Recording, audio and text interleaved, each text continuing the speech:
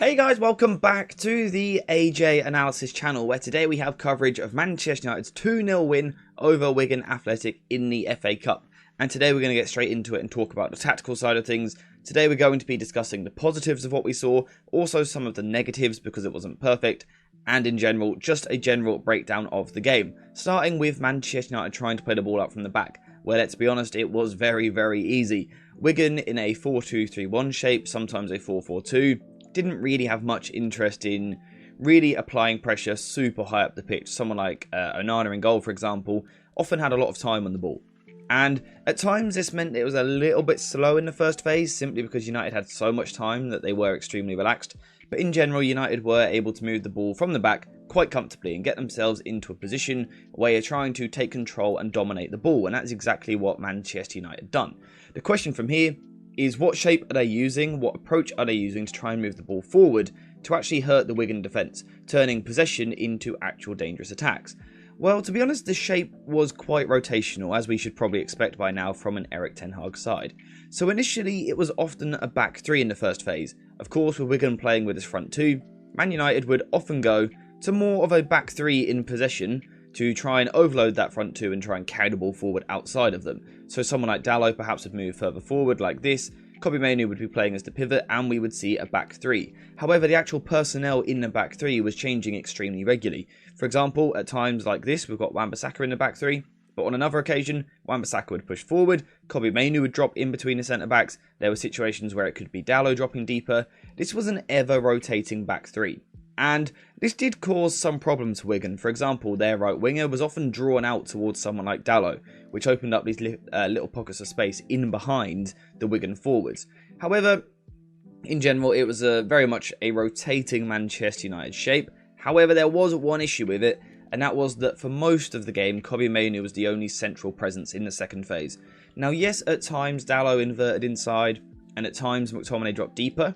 But in terms of regularly, it was just Kobbie. This is actually presented quite well in the average positions from the game last night. Now, this was at half time, and what we can see is that Kobbie Mainoo 37 is actually quite isolated in terms of other midfielders around him. We can see that he's got Johnny Evans and Raphael Varane to his side, but actually, you know, a second midfielder connecting with him or a fullback tucking inside next to him, it simply wasn't the case. We can see actually quite a vacant space in front of him. Fortunately for United though, Kobbie Mainoo is one of the best young midfielders in the world, and for me, one of the most enjoyable talents to watch in world football at the moment. And I think this is one of the first times in the United first team we've seen him play in a game where United have actually had a lot of the ball, and that was really fun to watch. 86 touches, 61 out of 68 passes, 1 key pass, 2 out of 3 long balls, but importantly, of course the 2 out of 2 dribbles is nice to see, but a 10 out of 13 ground duels won. 8 tackles in this game. He won every single tackle that he went into. That was what was really exciting about Kobbie Mainoo, because tactically he was actually quite isolated, which is an issue, and it's something which Casemiro has struggled with this season, and also Sofiane Amrabat. But Kobbie Mainoo done such a good job of doing almost every role that you could want in midfield that it made up for it, and this is why I say Kobbie Mainoo inspired this win. He was absolutely brilliant, and we can see some clips of this. If we go over to Once Video Analyzer Pro, this is the video analysis software which I always use. If you guys want to check it out, there will be a link in the description down below. I highly recommend it. And it's going to allow us to see Kobbie Mainoo really doing a little bit of everything in the midfield. So this first clip here is him going in for the 50-50 duel. Now, yes, the ball is a little bit closer to him, but he's still going in for a strong tackle. We associate Kobbie Mainoo with press resistance, intricate play in possession. But what he really showed in this game was his ability to screen and protect his defence. And what you're going to notice is in most of these scenarios, there is no other midfielder around him. We can see McTominay and Bruno Fernandes both higher up the pitch on this occasion. Kobbie Mainoo goes in for the tackle, wins the tackle, really strong in the duel, but then has the composure and the confidence to take the ball using the outside of his right foot, knocking the ball forward, and then carrying the ball forward. So not only has he won that first duel, he then has the confidence to carry the ball forward before then playing a nice simple pass to a teammate. This is good positive play. Further highlighting just how much work Kobbie Mainoo was doing in this game, we've now got him receiving from the goalkeeper. So a minute ago he was being that ball winner in the midfield before progressing the play with the carry. Now he's dropping it into the first phase to receive the ball from Onana, before having the confidence once again to take a touch with the outside of his right boot, get on the turn, keeping the ball nice and close to him at all times, before once again playing a simple pass. But again, it's just showing that he had several different roles in this game. We've got it again here, now a little bit higher up the pitch. He receives the pass from Johnny Evans. But what he does well here is he scans as he receives the ball. So just here, he has a look over his left shoulder. Now, unfortunately, the actual quality of the footage here isn't very good, so you may not be able to see it. But he's just checking over his left shoulder, meaning that he sees this Wigan player here absolutely steaming into his left-hand side. So Kobbie Mainoo just keeps it incredibly simple. He's seen the player coming, so he just takes a touch to his right. Now, this is really simple. When you're just watching the game casually, you don't really notice little details like this. But this is just really effective ball retention. He sees the player coming, therefore knowing that if he takes a touch to his right, the ball is going to be safe. His body is going to be between ball and opposition. He can keep possession for his side. And then, of course, it's Kobbie Mainoo who goes a little bit further than that, plays the ball out wide to help keep the attack moving for United.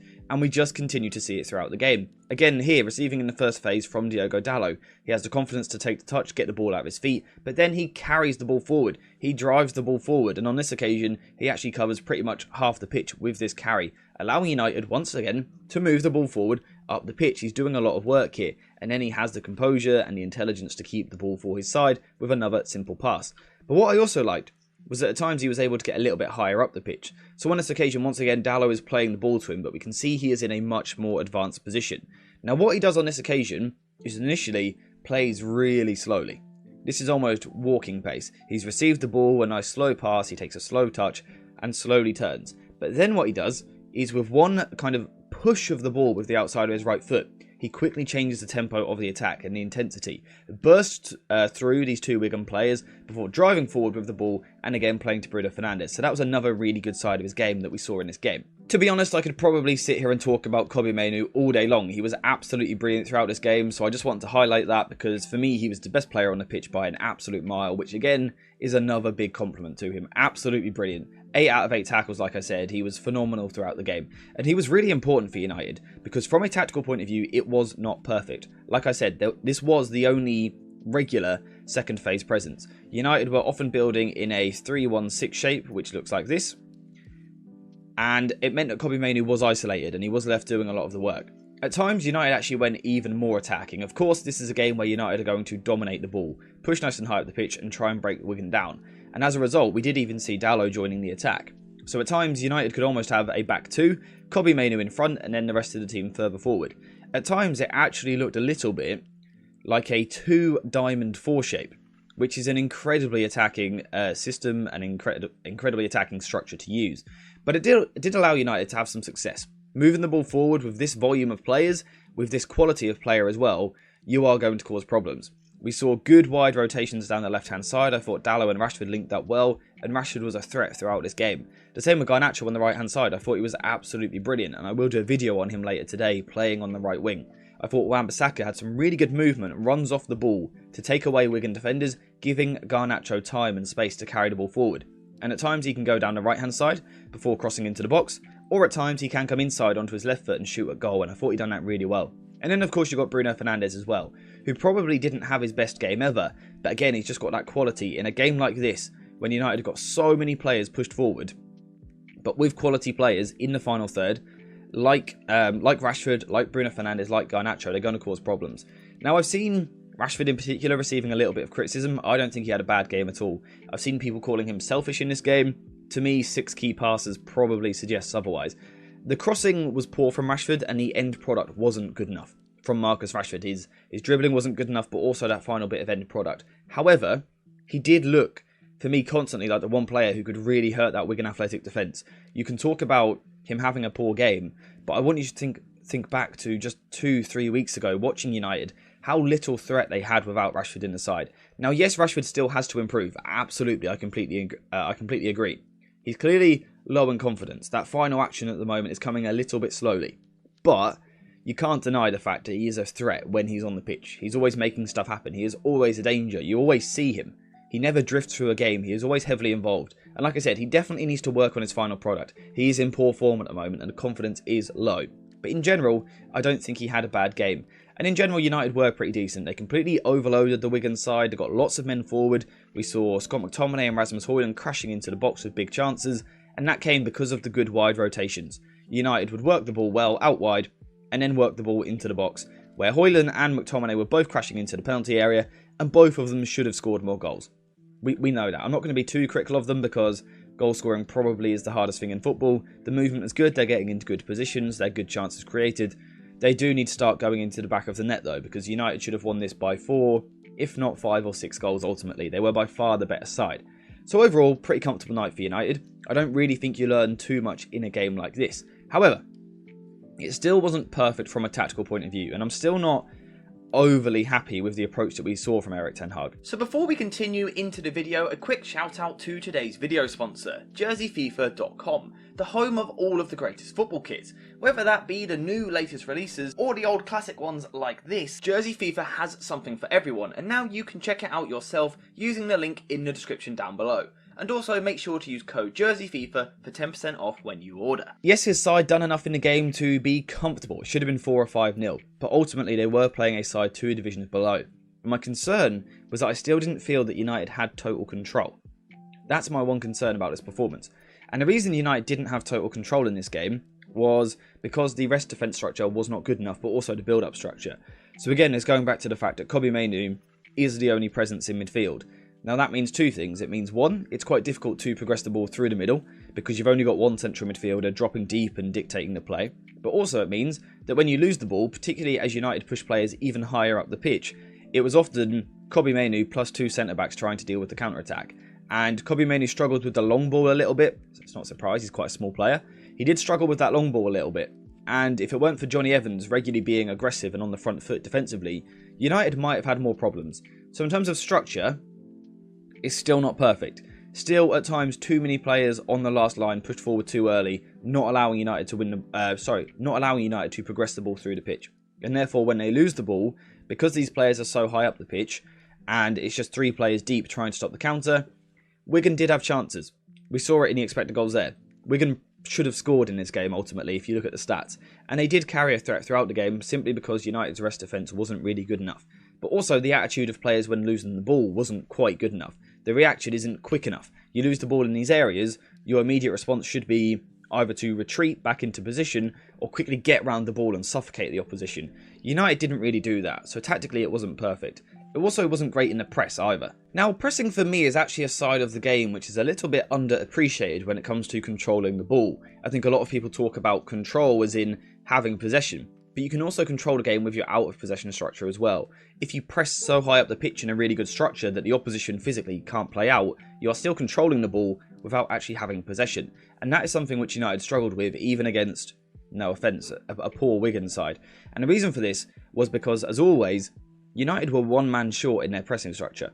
So whether that be high from goal kicks when Wigan are looking to play out from the back, United using this structure where the wingers are hybrid and expected to cover 2 players, that's a problem for United. Wigan have the quality to play out from the back. They are a ball-playing side, and it allows them to move the ball forward. But even when United were in more of a set structure like this, they're still one man down. We can see 2 centre-backs and a 4 across here up against 5 players for United. So again, when these Wigan players are taking their time and are confident on the ball, they do have the extra man.